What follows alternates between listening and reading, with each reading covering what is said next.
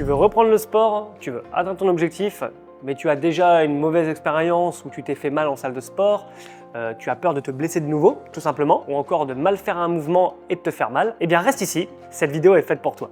Pourquoi vaut-il mieux éviter de se blesser en faisant du sport ? Ça tombe sous le sens, mais premièrement parce que ça fait mal, mais plus sérieusement, c'est aussi parce que ça va te ralentir dans ta progression et atteindre ton objectif. En plus de cela, se blesser va jouer sur ton moral.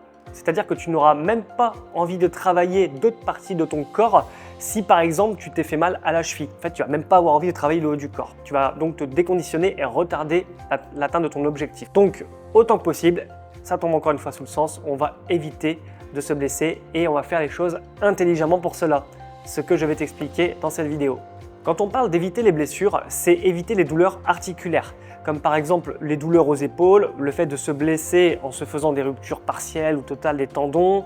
On peut également, pourquoi pas, se faire des élongations, ça va encore, ou alors se faire un claquage, faire une déchirure musculaire, se faire mal en bas du dos, un lumbago, etc.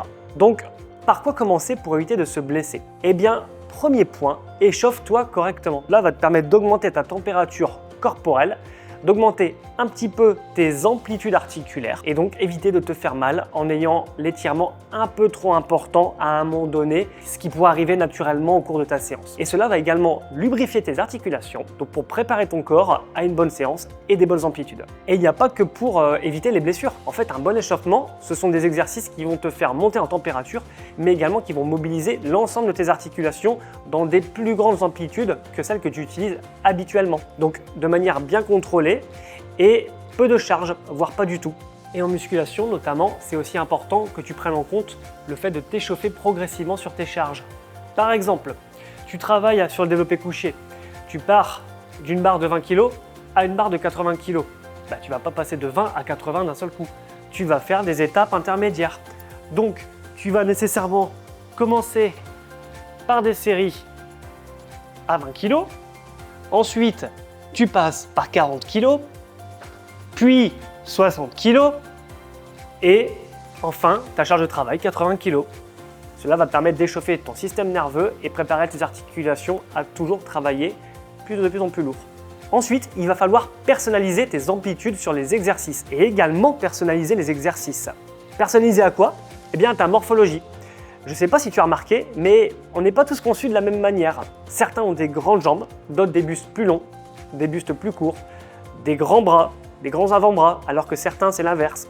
Donc il y a des choses qui se voient en apparence, mais il y a également des choses que tu ne vois pas.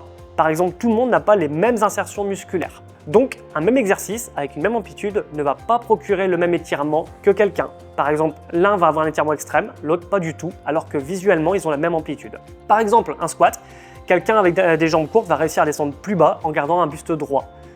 Un bas du dos droit, pardon. Alors que quelqu'un avec des grandes jambes, il va forcément devoir se pencher en avant. En adaptant l'exercice et les amplitudes justement à ta morphologie, ça va éviter le risque de blessure, de surétirement et de te faire mal aux articulations. Je suis d'accord, on rentre dans quelque chose d'un petit peu plus complexe. Donc c'est pour ça qu'avoir un coach sportif va te permettre justement de personnaliser tes exercices et tes mouvements à ta morphologie. Et encore, faut-il que ton coach sportif soit formé et sensibilisé à cela. Ensuite, il est très important d'écouter ton ressenti et ton corps. Si un exercice te procure de la douleur dans l'épaule par exemple au développé couché, si tu descends à une certaine amplitude, le fais pas en fait. Adapte ton amplitude, adapte ta charge. Et si ça continue de te faire mal, arrête l'exercice. C'est peut-être que ce n'est pas le jour, c'est possible, ou peut-être tout simplement que cet exercice n'est pas fait pour toi. Et dans ce cas-là, il faudra trouver un exercice avec une variante. De même, si quelqu'un te dit qu'il faut descendre et toucher les pectoraux avec une barre de développé couché et que tu as l'impression que tu dois énormément forcer et tirer pour arriver à faire ça, c'est pas parce que quelqu'un te l'a dit ou que tu l'as vu faire sur internet qu'il faut le faire aussi. Je le répète encore une fois, écoute-toi, si tu le sens pas, ne le fais pas. Enfin, respecte l'équilibre entre tes groupes musculaires.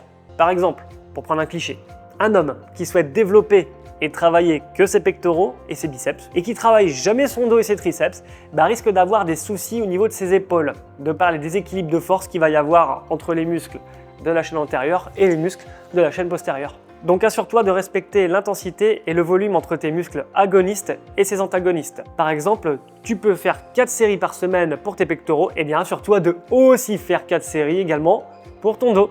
C'est tout pour cette vidéo, j'espère que ces conseils t'auront éclairé et apporté des solutions quant à la prévention des blessures en salle de sport. Si tu as une question sur un point particulier, n'hésite pas à me la poser en commentaire, j'y répondrai avec plaisir. Et en tous les cas, on se retrouve pour une prochaine vidéo avec des conseils pour améliorer ta qualité de vie. À très vite!